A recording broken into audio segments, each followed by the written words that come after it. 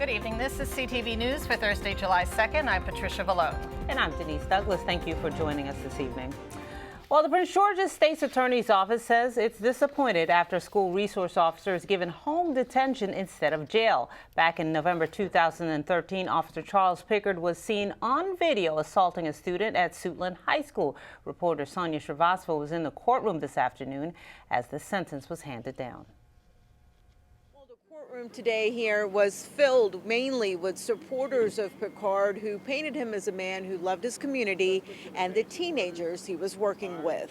A judge sentenced Officer Charles Pickard to 60 days of home detention, followed by 3 years of supervised release and 100 hours of community service. He was found guilty in May of second-degree assault, along with misconduct in office and reckless endangerment, after this video showed him striking 17-year-old Reginald Jacobs and then placed him under arrest. Jacobs says he's happy with the ruling. I hope it don't happen again to nobody else.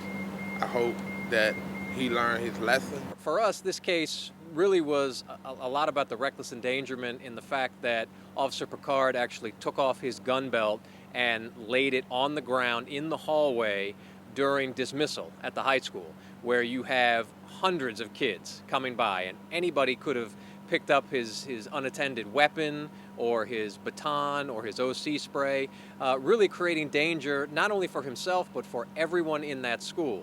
Now, Pickard has 30 days to file an appeal, and if he does, 3 different judges will review the ruling by the current judge here and make a decision. In Upper Marlboro, I'm Sonia Shrivastava. Back to you guys.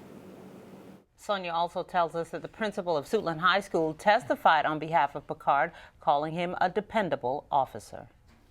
The 6th and final regional summit of the Maryland Heroin and Opioid Emergency Task Force was held this morning in Silver Spring. Local experts and residents shared information about how the epidemic is affecting Prince George's and Montgomery counties. Health Officer Pamela Creekmuir says heroin use steadily started climbing after stricter measures were put in place for prescription drugs.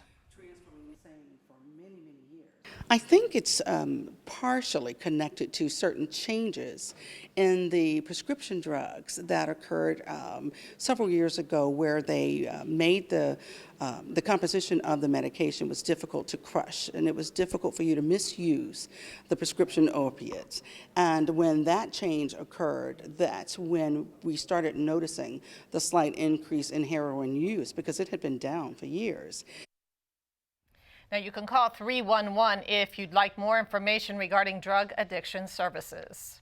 Well, as Marylanders prepare for parties and 4th of July fireworks, police are ramping up traffic enforcement ahead of the holiday weekend. Maryland State Troopers and county officers will be teaming up for targeted traffic enforcement initiatives. Rochelle Metzger is at the State Police Barracks in Jessup with more.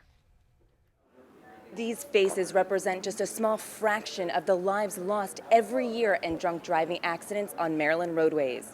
I never knew it was possible to be in that much pain and still be alive. Cheryl Hammond wears a pin with her daughter Jessica's picture. She says it keeps her baby girl close to her heart. She was just effervescent. People just flocked to her. The 19-year-old was struck by a drunk driver while walking home in Carroll County in February 2011 and left on a rural road to die. At the hospital, we found out Jessica suffered with a bone-chilling long list of internal injuries, most damaging of which was a severe skull fracture.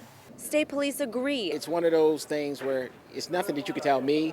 There's nothing that any law enforcement officer is going to accept as an excuse to say it's okay, because it's not. As members of the special DUI team prepare extra patrols on area roads this 4th of July holiday weekend. As a law enforcement officer, in addition to just the regular interaction with you, we're looking at some of the other nonverbal cues to make our decision whether or not you're impaired or not. Close to 200 people are killed each year in alcohol and drug-related crashes in Maryland. In a very compact holiday travel period, it becomes even more critical that each and every driver be sober, alert, and paying full time and attention to the task at hand. Hammond calls the tragedy absolutely senseless. The ripple effects start with the loss of her, but they don't end there. They affect every single person who loved her and cared about her.